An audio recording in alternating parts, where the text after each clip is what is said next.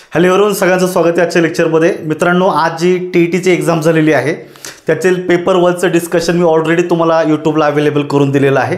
तुम्ही इंग्लिश पेपरचं जे ॲनालिसिस ते पाहून घ्या, जेणेकरून आपण जे आन्सर दिलेले आहेत ते किती बरोबर येतात हे तुम्हाला त्या ठिकाणी चेक करता येईल. जनरली ही आपलं प्रिडिक्शन आहे आणि हे बेस्ट पॉसिबल आन्सर आहे. याच्यामध्ये एखादं प्रश्नाचं उत्तर मे बी चेंज होऊ शकेल, but most of the answers हा राईटच असणार, लक्षात ठेवा.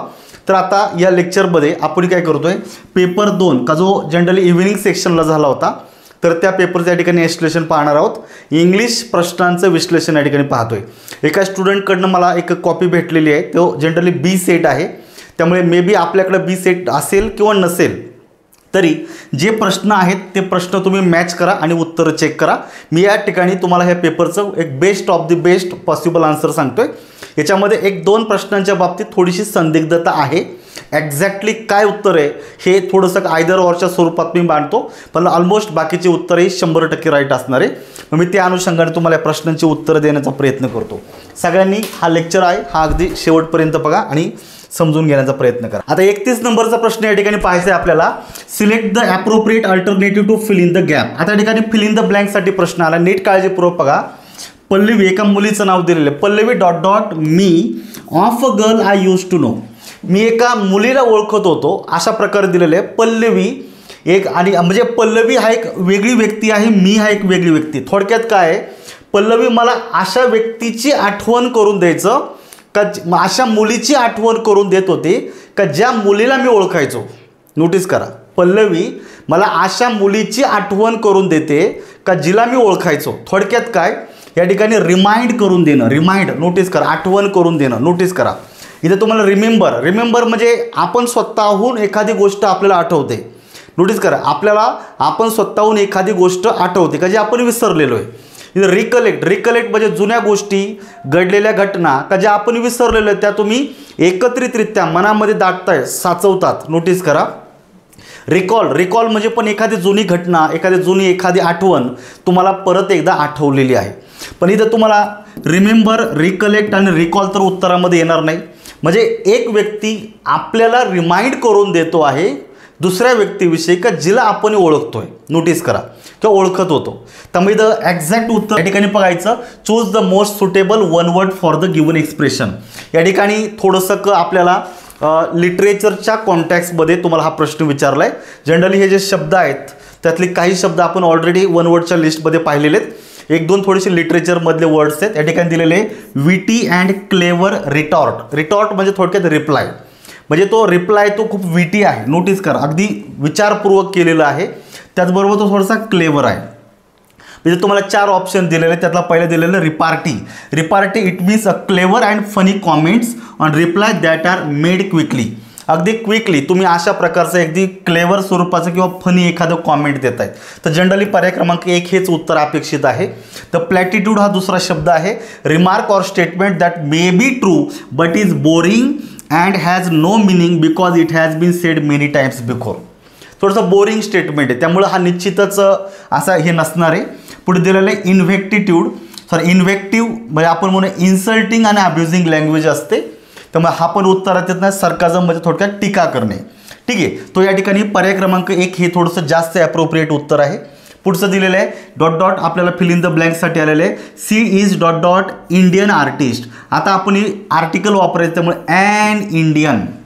नोटीस करा, नामाच्या अगोदर जर त्याचं जर ॲडजेक्टिव्ह जर आलं तर आर्टिकल हे ॲडजेक्टिव्हच्या अगोदर घ्यावं लागतं. मग या केसमध्ये आर्टिकल नामाच्या उच्चाराप्रमाणे न घेता ॲडजेक्टिव्हनुसार घ्यावं लागतं.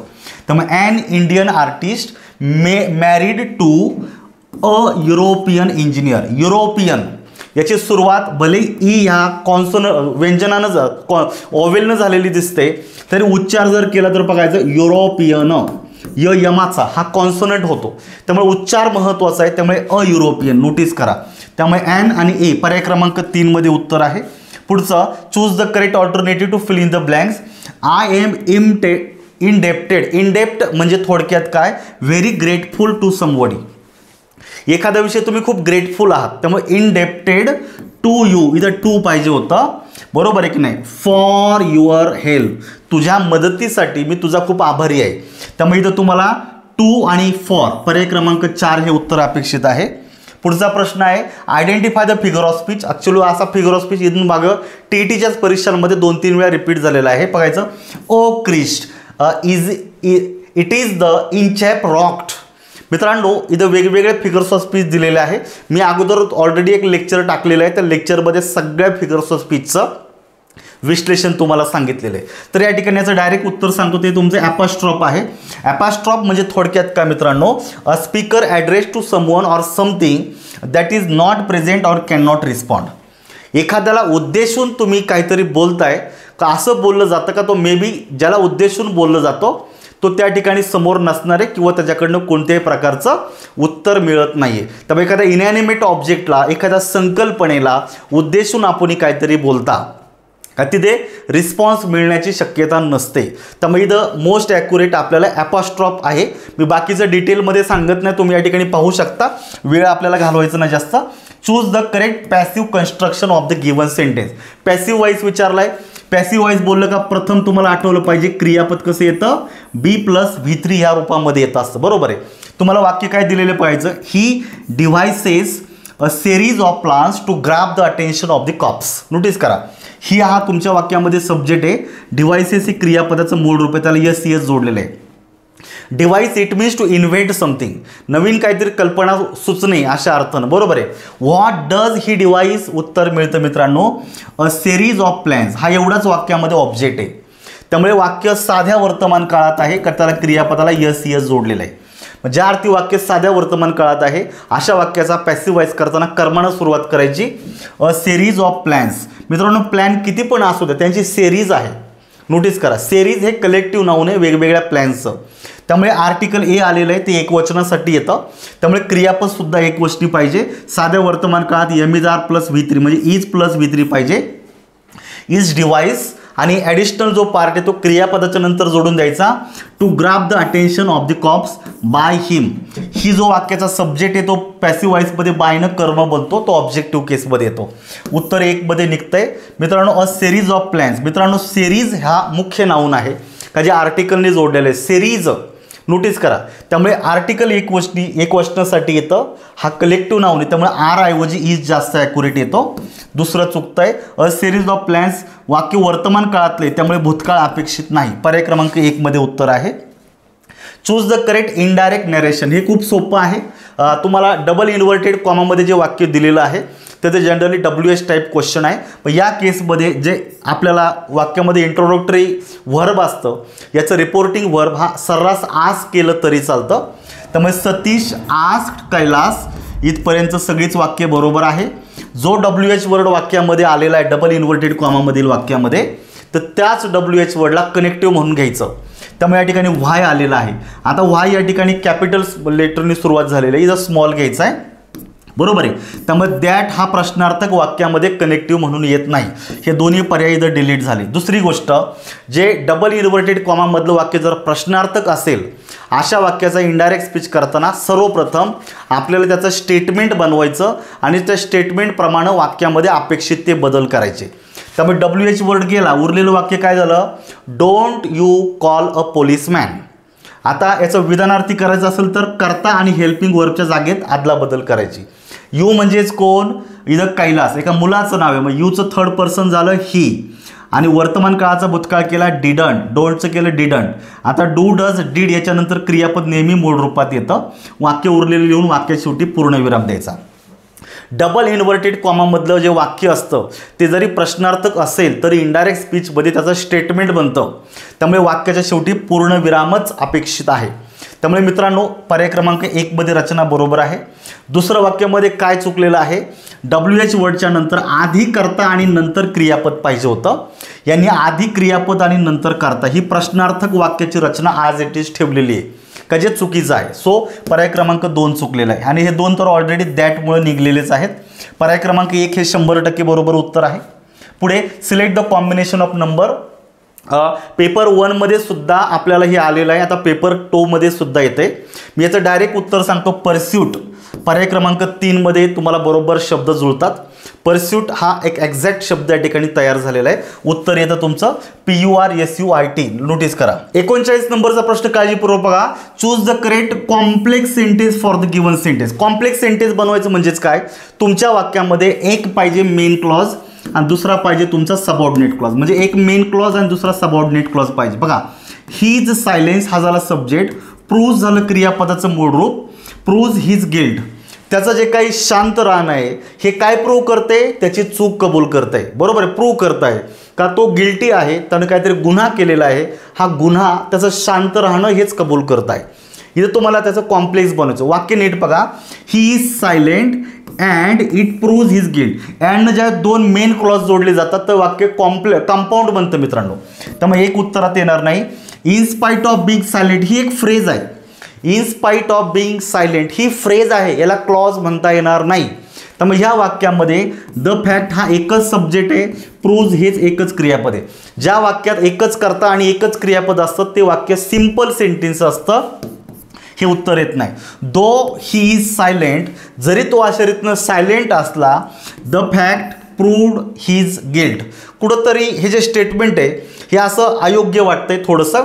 म्हणजे याला असा मिनिंग असा काही स्पेसिफिक आपल्याला लागत नाही आहे. म्हणजे दो आणि आल्दो जरी कॉन्ट्रास्ट व्यक्त करत असेल, बरोबर आहे की नाही. Though he is silent the fact proved his guilt, कुठंतरी याचा उल्लेख कुठंतरी वाक्यामध्ये चुकतो आहे. हे वाक्य जातं आहे the fact that he is silent proves his guilt.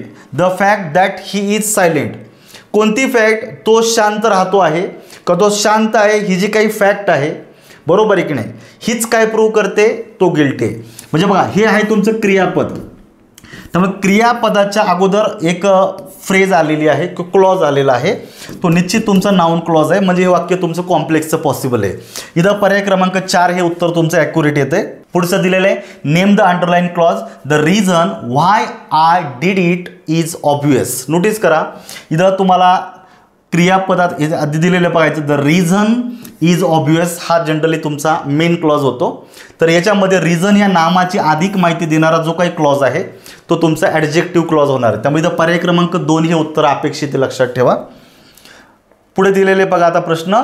Choose the correct positive degree विचारलेली आहे. OT is cooler than Mahabaleshwar. ओटी इज कूलर दॅन महाबळेश्वर. इथं दोन घटकांमध्ये जर डायरेक्ट जर तुलना झालेली असेल आणि अशा वाक्याचं पाहिजे इज कूलर दॅन म्हणजे कम्पॅरेटिव्ह डिग्री झाली. याची फक्त एकच डिग्री होते ती म्हणजे पॉझिटिव्ह. नोटीस करा, दोन घटकांमध्ये जर डायरेक्ट तुलना असेल इथं सुपरलेटिव्ह डिग्री बनत नाही.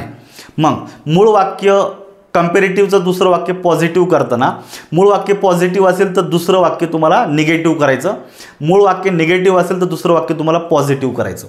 पहिली गोष्ट कर्त्यांच्या जागेची आदला बदल करा. म्हणजे दुसरा कर्ता सुरुवातीला, पहिला कर्ता दुसऱ्या नंबरला, म्हणजे शेवटी. महाबळेश्वरनी सुरुवात करा. महाबळेश्वर. इथं तुम्हाला क्रियापद वर्तमान काळातले तेच घ्यायचे इज. आता दुसरी गोष्ट, मूळ वाक्य हे पॉझिटिव्ह आहे तर दुसरं वाक्य तुम्हाला निगेटिव्ह करायचं. त्यामुळे सो कूल होणार नाही, इथं तुम्हाला नॉट वापरायचं आहे. त्यामुळे Mahabaleshwar is not so cool as Ooty. पर्याय क्रमांक 3 उत्तर आहे. पुढचं घ्या आता. Select what part of speech of the underlined word. One must not boast of one's own subject. Success. मित्रांनो, क्रियापदाच्या आधी सब्जेक्ट आलेला आहे. वन हा शब्द सब्जेक्ट म्हणून आलेला आहे. सब्जेक्ट म्हणून काय काय येतं, सब्जेक्टमधून नाऊन येतं, सब्जेक्टमध्ये प्रोनाऊन येतं, नाऊन फ्रेज येतं किंवा नाऊन क्लॉज येतं. बस या चौघांचाच वापर तुम्ही सब्जेक्ट म्हणून करू शकता. त्याच्यामुळे तो जनरली तो प्रोनाऊन आहे हे क्लिअर झालेलं आहे या ठिकाणी. आता डिमॉन्स्ट्रेटिव्ह नाही आहे, हे डिस्ट्रीब्यूट करत नाही, रिलेटिव्ह नाही, तुमचा इनडेफिनिट आहे. ज्या प्रोनाऊनमधून निश्चित व्यक्ती वस्तूचा बोध होत नाही ते इनडेफिनिट झालं. त्यामुळे वन हा इनडेफिनिट प्रोनाऊन झाला. ठीक आहे, पर्याय क्रमांक 1 मध्ये उत्तर आहे. पुढचं दिलेलं आहे identify the tense of the given sentence. बघायचं, Jay and Radha were being annoyed by some children. आता हे वाक्य पॅसिव्हचं आहे. इथं बी आलेला आहे. वेअर हा जनरली भूतकाळामध्ये येतो, बरोबर आहे, भूतकाळ आहे. बीइंग हा चालू काळामध्ये येतो आणि पुढे V3 आलेला आहे. म्हणजे past continuous tense. Past continuous टेन्सचा तो पॅसिव्ह आहे. याचा जर ॲक्टिव्ह करायचा असेल तर जनरली वॉज किंवा वेअर प्लस वर प्लस म्हणजे ING प्रत्यय जोडला जातो. आणि याचा पॅसिव्ह वाईज करताना काय होतं मित्रांनो, वॉज किंवा वेअर घ्यायचा, पुढं बीइंग घ्यायचं, प्लस V3 घ्यायचं. त्यामुळे पास्ट कंटिन्युअस टेन्सचा पॅसिव्ह आहे. पर्याय क्रमांक 2 मध्ये उत्तर निघतं. 44 नंबरचा एक प्रश्न बघा. Choose the word nearest in meaning. Nearest म्हणजे थोडक्यात आपल्याला सिनोनिमच्या कॉन्टेक्स्टमध्ये जवळजवळ सारखा अर्थाचा एक शब्द निवडायचा आहे. रिप्लेनिश. रिप्लेनिश इट मीन्स काय आपण म्हणतो to replace what has been used up. एखादी गोष्ट जसं पाणी आहे, पाणी तुम्ही टाकीमध्ये भरता आणि ती भरलेली टाकी काही काळानंतर ती रिकामी झालेली आहे, म्हणजे तुम्ही ते पाणी वापरून टाकलेले. मग जर तुम्ही ते पाणी त्या टाकीतलं वापरल्याच्या नंतर आपल्याला पुन्हा त्या टाकीमध्ये काय करायचं आहे, पाणी भरायचं आहे. म्हणजे ती टाकी पुन्हा पाण्याने भरायची आहे, म्हणजे पाणी रिप्लेस करायचे, वापरून गेलेलं पाणी दुसरं रिप्लेस करायचं आहे. And make something full again. म्हणजे थोडक्यात काय होतं त्याला आपण थोडासा टॉपअप असा अर्थ निघू शकतो. पर्याय क्रमांक 1. त्याचे सप्लाय करणे म्हणजे प्रोव्हाइड करणे. म्हणजे आपण एखादी गोष्ट दुसऱ्याला सप्लाय करतो, माल सप्लाय करतो, वस्तूंचा सप्लाय केलं जातो वगैरे. तर सप्लाय थोडासा वेगळा कॉन्टेक्स्ट निघू शकतो. प्रोव्हाइड म्हणजे आपण एखाद्याला देणं, पुरवठा करणं असा अर्थ निघतो. शेअर करणं म्हणजे आपण एकमेकाशी शेअर करतो. थोडक्यात मराठीतच बोललं जातं. Generally top up it means to fill again something. Notice करा, हे उत्तर थोडंसं जास्त ॲक्युरेट येतं. Choose the word opposite in meaning. Grim. Grim means very serious, not smiling. Very serious. Notice करा का जो खूप सिरियस आहे, गंभीर आहे अशा स्वरूपाचा आहे. अनहॅप्पी आहे. काय अनहॅप्पी आहे, सॅड आहे. त्यामुळे सिरियस हा याला सिनॉनिम होतो. पेनफुल हा सुद्धा याला सिनॉनिम होतो आहे. अनॉइंग म्हणजे दुःख देणं, वेदना देणं. पण इथं डिलाइटफुल हा याला अँटोनिम होऊ शकतो. पर्याय क्रमांक 4. डिलाइटफुल म्हणजे आनंदी, याला अँटोनिम होतो. पर्याय क्रमांक 4ला मार्क करा. Choose the most effective word to fill in the blanks. We not hurry, we have got a plenty of time. आपल्याकडं भरपूर वेळ आहे, त्यामुळे घाई करण्याची गरज नाही. गरज नसणे अशा अर्थाचा कुठला मॉडेल ॲक्झुलरी आहे, नीड आहे. याचा वापर मोस्टली निगेटिव्ह वाक्यामध्ये जास्त केला जातो. त्यामुळे नीड नॉट नोटीस करायचं. पर्याय क्रमांक 1. Can not, have not, could not येणार नाहीत. पुढे choose the most appropriate word विचारले. He sold his property ... he was under a lot of debt. Notice करा, तो प्रचंड कर्जामध्ये डुबला होता, त्याच्यावर मोठं कर्ज होतं आणि कर्ज असल्या कारणामुळे त्यानं त्याची प्रॉपर्टी विकून टाकली. सो पहिल्या वाक्यामध्ये इथं इफेक्ट दिलेला आहे, पण दुसऱ्या वाक्यामध्ये त्या क्रियेचा रिझन दिलेलं आहे. रिझन देण्यासाठी एक कंजंक्शन येतं. सो म्हणण्यापेक्षा इथं जास्त ॲक्युरेट येतं ॲज. त्यामुळे वाक्य बनतं he sold his property as he was under a lot of debt. ज्यावेळेस ॲज आपल्याला कंजंक्शन म्हणून येतो मित्रांनो, त्याचे मल्टिपल मिनिंग असतात. तो प्रेपोजिशन म्हणून येतो, कंजंक्शन म्हणून येतो. तर कंजंक्शन म्हणून आल्याच्या नंतर तो बिकॉजचं कार्य करतो. त्यामुळे जर ॲज हा मोर ॲक्युरेट येतो, लक्षात ठेवा. पुढे येतो choose the correct adjective. Swarali is ... dancer.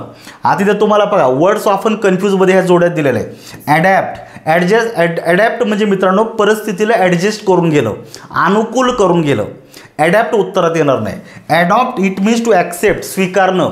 जसं एखादं लहान मूल दत्तक घेता, एखादी संकल्पना आपण स्वीकारता.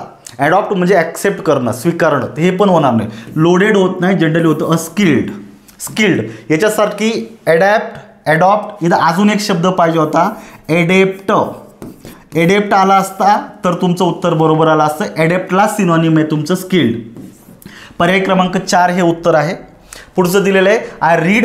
Interesting story. तुम्हाला मी सांगितलेलं आहे स्टोरी नाव नाही, त्याच्या अगोदर इंटरेस्टिंग हा शब्द ॲडजेक्टिव्ह आलेला आहे. नामाच्या अगोदर जर ॲडजेक्टिव्ह आलं तर आर्टिकल हा जनरली ॲडजेक्टिव्हच्या अगोदर येतं आणि आर्टिकल जे आहे ॲडजेक्टिव्ह प्रमाणे चेंज होणार आहे. An interesting story. बरोबर आहे. I read an interesting story from Mahabharata. ज्यावेळेस एखादं मोठं रिलिजियस धर्मग्रंथ असतं त्याच्या नावाच्या अगोदर द आर्टिकल घेतो. पर्याय क्रमांक 3 मध्ये उत्तर आहे.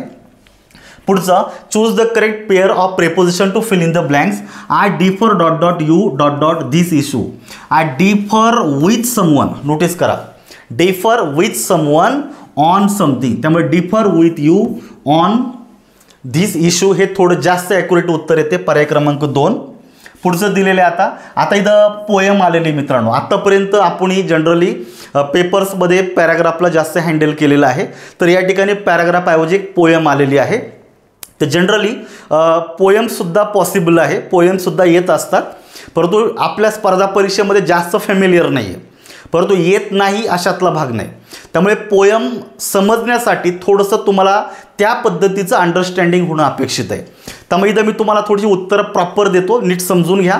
इथं पोयम अगोदर तुम्ही समजून घ्या. बघा, देअर इजन टाईम, अजिबात वेळ नाही आहे. म्हणजे तो व्यक्ती जो स्पीकर आहे या पोयमचा तो सांगतोय का अजिबात वेळ अवेलेबल नाही आहे to do the things I want to do. ज्या गोष्टी मला करायच्या आहेत त्या करण्यासाठी माझ्याकडे पुरेसा वेळ नाही आहे. मग आता आपल्या जीवनामध्ये एखादी गोष्ट करायला जर पुरेसा वेळ नसेल म्हणजेच काय, स्पष्ट सांगितलेलं आहे. याच्यातून बघा, प्रत्येक गोष्ट ॲज इट इज व्यक्त होत नाही. रायटरला सांगायचे अरे आपलं लाईफ शॉर्ट आहे, आपलं जीवनमान कमी आहे, त्यामुळे आपण जे सगळ्या गोष्टी आठवतो वाटतं करावंसं ते करण्यासाठी तितकासा वेळ नाही आहे. नोटीस करा, because our life is very short. Notice करायचं, भले शब्दामध्ये दिलेलं नाही आहे तरी अर्थ तोच होतो या ठिकाणी. There isn't time to do the things I want to do. मला जे करण्याची इच्छा आहे ते करण्यासाठी माझ्याकडं वेळ नाही आहे. इथे वेगवेगळ्या ॲक्टिव्हिटी दिलेले आहे. With all the mountains top to climb, सगळ्या माउंटन्सच्या टॉपवर मला जायचं आहे, पण याला माझ्याकडे पुरेसा वेळ आहे का? नाही, कारण माझं लाईफच शॉर्ट आहे. बरोबर आहे की नाही? And all the woods to wander through. Wood म्हणजे इथं जंगल, सगळ्या जंगलांमधून मला भटकंती करायची. मग सगळ्या जंगलांमधून भटकंती करण्या इतपत माझ्याकडे वेळ आहे का? तिथे पण नाही आहे. बरोबर. And all the seas to sail upon, आणि सगळ्या समुद्रांवरून मला आश्चर्यतनं काय करायचं आहे? प्रवास करायचा. याच्यासाठीही माझ्याकडे पुरेसा वेळ नाही आहे. माझी इच्छा आहे हे सगळं करण्याचा, पण वेळ आहे का? नाही आहे, हे समजून घ्या. And everywhere there is to go, and all the people, everyone who live upon the earth, to know there is only time to know a few and to do a few. म्हणजे जिकडे तिकडं जिथं ह्या संपूर्ण भूतलावर पृथ्वीवर जिथे जिथे लोक आहे ह्या प्रत्येकाला ह्या गोष्टीची जाणीव होणं गरजेचं आहे का या ठिकाणी there is only a time, आपल्याकडे तेवढाच वेळ आहे. There is only a time to know the few. हे जग फिरण्यासाठी भरपूर आहे, ह्या जगामध्ये शिकण्यासारखं भरपूर आहे, ह्या जगामध्ये करण्यासारखं भरपूर आहे, परंतु मित्रांनो सगळं काही तुम्ही करू शकत नाही. बरोबर आहे का? आयुष्यभर जरी तुम्ही शिकत राहिला तरी या ज्ञानाच्या अथांग सागरामधलं एखाद्या टिपक्यासारख्या थेंबा इतकं नॉलेज तुम्ही ॲक्वायर करू शकाल. इतकं काही आपल्याकडे शिकण्यासारखं आहे. अगदी त्यातलं थोडंसं आपण शिकू शकू. म्हणजे इथे काय दिलेलं आहे? To know a few and do a few.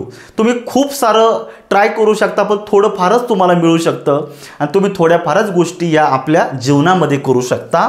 And then sit down and make the rhyme. Rhyme म्हणजे थोडक्यात कविता.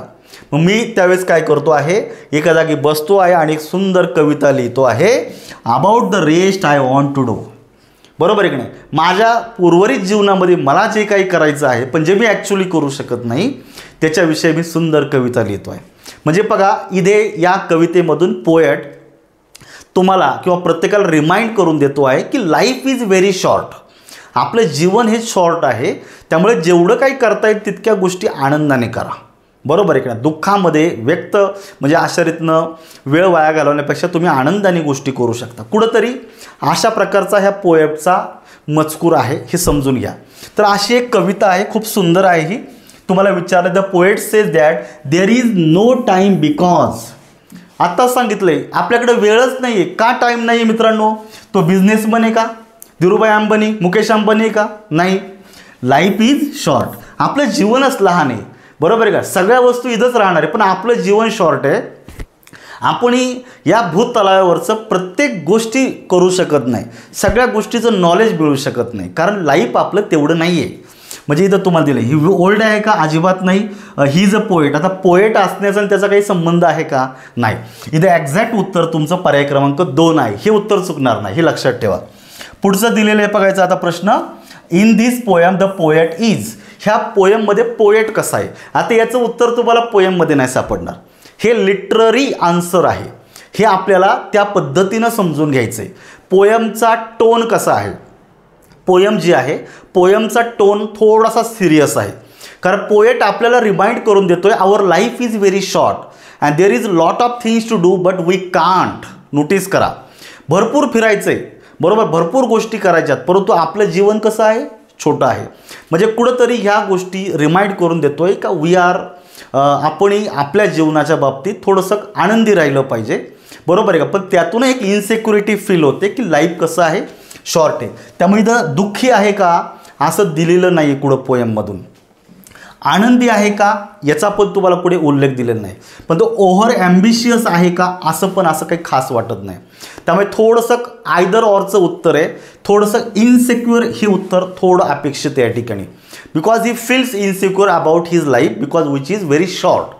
लाईफ शॉर्ट आहे, त्याच्या जीवनाविषयी इन्सिक्युअर आहे तो, आणि म्हणून तो जो आहे त्या गोष्टी तो करण्याचा प्रयत्न करतो. कुठंतरी या कॉन्टॅक्टमध्ये 3 उत्तर मला जास्त योग्य वाटते, पण तरी पण थोडंसं हे आयदर ऑरच्या स्वरूपात आहे. त्यामुळे मी याला कन्फर्म सांगत नाही, हे माझं उत्तर आहे, थोडं जास्त ॲक्युरेट वाटते, नोटीस करा. पुढचं दिलेलं आहे for those thing that the poet does not have any time ही विशेष तो. मग ज्या गोष्टींसाठी पोएटकडं वेळ नाही आहे, मग त्यावेळेस तो काय करू, ही विशेष टू डू, त्याला काय करावं असं वाटतं, फाईन टाईम, वेळ काढावासा वाटतो का मित्रांनो, वेळ तर मिळत नाही आहे. To be happy with the few thing in life, आपल्या जीवनामध्ये जे काय आहे त्या गोष्टींमध्ये आनंदी राहणं हे एक पॉसिबल असू शकतं. इमॅजिन करणं हे नाही आहे. आणि seat down and compose a poem, थोडंसं पर्याय क्रमांक 2 आणि 4मध्ये संदिग्धता आहे. कारण या ठिकाणी एकदा पोएमकडे जर गेलं तर इथं तुम्हाला 4 नंबरला दिसतं. There is only time to know a few and do a few and then sit down and make a rhyme about the rest I want to do. मला जे काही करायचं आहे त्याच्या बाबतीत वेळ नाही आहे, मग मी काय करू शकतो, only seat down and make a rhyme, म्हणजे मला कविता लावायच्या वाटतात आणि त्या कवितेच्या माध्यमातून मला काय करायचं या सगळ्या गोष्टींविषयी मी बोलू शकतो. त्यामुळे थोडंसं याचं जे उत्तर आहे मित्रांनो, हे seat down and make a rhyme हे जास्त ॲक्युरेट आहे. परंतु बी happy with the a few things in life हे काही प्रमाणात येऊ शकतं, पण 4 नंबर हे जास्त ॲक्युरेट आन्सर, हे लक्षात ठेवा. पुढचं दिलेलं आहे in this poem the poet wants to scale. पोएटला पुढं भ्रमंती करायची आहे मित्रांनो. माउंटनचा उल्लेख आलेला आहे, फॉरेस्टमधून त्याला फिरायचं आहे, सीमधून सुद्धा. त्यामुळे ऑल ऑफ दिस पर्याय क्रमांक 4 हे तुमचं करेक्ट आन्सर, हे उत्तर चुकत नाही. आणि पुढे दिलेलं आहे find out a word from the poem which means to walk slowly around. याचं उत्तर मिळतं वंडर्ड. वंडर म्हणजे भ्रमंती करणे, हळूहळू, बरोबर आहे का, स्लोली. एक असा काय स्पेसिफिक एम नसताना आपण जस्ट भटकंती करता म्हणजे जोरजोरात तुम्ही 50-60च्या स्पीडनं पळत नाही, अगदी थॉटलेस तुम्ही इकडे तिकडे भटकंती करता. ठीक आहे, आजूबाजूच्या पर्यावरणाचा, वातावरणाचा मस्त आस्वाद घेताय, आनंद घेताय आणि भटकंती करताय. त्यामुळे इथं क्लाइंब म्हणजे असे न चढणे वरती, जसं डोंगरावर चढता तसं, सेल म्हणजे समुद्रातून, गो नाही, इथं वंडर्ड उत्तर येते. हे एक्झॅक्ट उत्तर हे चुकणार नाही, पर्याय क्रमांक 2. पुढचा दिलेला आहे choose the correctly spelled word passenger, PASSENGER, पर्याय क्रमांक 4 हे उत्तर तुमचं करेक्ट आहे. पुढे दिलेले बघायचं find out which part of speech, स्पष्ट विचारलेले part of speech of the underline word. बघायचं the bottom line is that, पाहिजे क्रियापदाच्या आधी सब्जेक्ट दिलेला आहे, आर्टिकल हे नेहमी नामासाठी येत असतं, पर्याय क्रमांक 1 मध्ये उत्तर आहे. Choose the grammatically correct sentence. बघा my brother retired from airforce, generally the airforce पाहिजे मित्रांनो, द एअरफोर्स, द नेव्ही ह्या पद्धतीनं. ठीक आहे, त्यामुळे द आर्टिकल राहिलेलं आहे. The most of the people like it, the most ऐवजी इथं तुम्हाला मोस्ट ऑफ दी जास्त ॲक्युरेट आलं असतं, हे चुकतंय थोडंसं. हिमालया, इथं हिमालय पर्वत आहे, द आर्टिकलनी जोडलं पाहिजे. इथं करेक्ट आन्सर 4 आहे. Soham enjoyed himself at the party. Notice करायचं हिमसेल्फ हे रिफ्लेक्सिव्ह प्रोनाऊन आहे, नामासाठी येतं, बरोबर आहे, 4 नंबरचं उत्तर. चूज द करेक्ट फ्रेझलवर विचारले the principal dot dot and explanation for his behaviour. नोटीस करा इथे तुम्हाला 4 फ्रेझल वर्ब दिलेले आहे, कॉलपासून सुरू झालेला आहे. Call off it means to cancel, एखादी नियोजित घटना किंवा एखादी गोष्ट, मीटिंग असेल वगैरे, तुम्ही कॅन्सल करता, इव्हेंट वगैरे. कॉल अप हे पण या ठिकाणी मॅच होत नाही आहे. Call on it means to pay a short visit, एखाद्या ठिकाणाला तुम्ही धावती भेट देणं, तर जनरली याचं जास्त ॲक्युरेट उत्तर येतं कॉल फॉर, बरोबर आहे. Demand and explanation of something, call for उत्तर तुमचं अपेक्षित आहे. आणि 60 नंबरचं identify which part of the sentence has an error. पहा my sister in laws, generally ज्यावेळी तुमच्या वाक्यामध्ये एखादं आपल्याला नाऊन येतं का जे 2-3 शब्दांपासून बनलेलं आहे, बरोबर आहे की नाही, त्याला आपण एक कंपाऊंड नाऊन म्हणतो. तर कंपाऊंड नाऊनचं अनेक वचन जर करायचं असेल मित्रांनो, तर या केसमध्ये त्याचा जो हेड वर्ड आहे त्याला SES जोडलं पाहिजे, म्हणजे सिस्टर्स इन लॉ अशी रचना पाहिजे होती. त्यामुळे लॉ ह्या शब्दाला SES जोडून अनेक वचन नाही करायचं. अरे हेड वर्ड सिस्टर आहे, त्यामुळे सिस्टर्स इन लॉ पाहिजे होतं. हा यस चुकीचा असल्यामुळे पर्याय क्रमांक 1 मध्ये एरर आहे. पर्याय क्रमांक 1 मध्ये म्हणजे ए मध्ये उत्तर निघते. तर मित्रांनो, अशा प्रकारचा हा एक पेपर होता. मी जास्त डिटेलमध्ये न जाता तुम्हाला एक पॉसिबल आन्सर दिलेले. जसं तुम्हाला मी आत्ता सांगितलंय, 1-2 प्रश्नांच्या बाबतीत थोडंसं आपल्या उत्तरांच्या बाबतीत संदिग्धता पॉसिबिलिटी आहे, पण मोस्ट ऑफ द आन्सर हे 100% आपल्या म्हणजे नॉलेजप्रमाणे बरोबर आहे. तर अशा प्रकारे हा पेपर होता. तुमचे आन्सर की एकदा चेक करा. इन केस एखाद्या प्रश्नाच्या बाबतीत जर काही डाऊट राहिला असेल तर मित्रांनो मला कॉमेंट करायला विसरू नका. तर आपल्याला या लेक्चरमध्ये थांबायचे. तर लेक्चरमध्ये थांबण्याच्या अगोदर मित्रांनो, तुम्ही जर आता पुढे जाऊन राज्यसेवा असेल, गटब असेल किंवा गटकं असेल, व्हॉटेवर येणाऱ्या परीक्षांना सुद्धा जर तुम्ही सामोरे जात असाल, निश्चित तुम्ही ट्राय करत असणार याची मला खात्री आहे. आणि जर तुम्ही मेन्सच्या दृष्टीने विचार कराल जर पुढे जाऊन, तर आपलं एक ॲप्लिकेशन आहे ते डाउनलोड करा, MPSC इंग्लिश अकॅडमी, जेणेकरून तुम्हाला फ्युचर यूजसाठी राज्यसेवा असेल, गटब असेल किंवा गटकं प्रेलिम जर तुम्ही क्वालिफाईड झालात तर मेन्ससाठी एक बेस्ट ऑफ द बेस्ट इंग्लिशचे जे काही कोर्सेस आहेत हे आपल्या ॲप्लिकेशनमध्ये मी अवेलेबल करून देतो आहे. सगळं नव्यानं सगळ्या कोर्सेस रेकॉर्डिंग करतो आहे, जेणेकरून तुम्हाला 100% याचा यूज करता येईल. चला, ह्या लेक्चरमध्ये या ठिकाणी थांबूया. आपण अपेक्षा करतो तुम्हाला आन्सर कीच्या माध्यमातून जी उत्तरं दिलेली आहेत ही तुम्हाला पटलेली असतील. थँक्यू.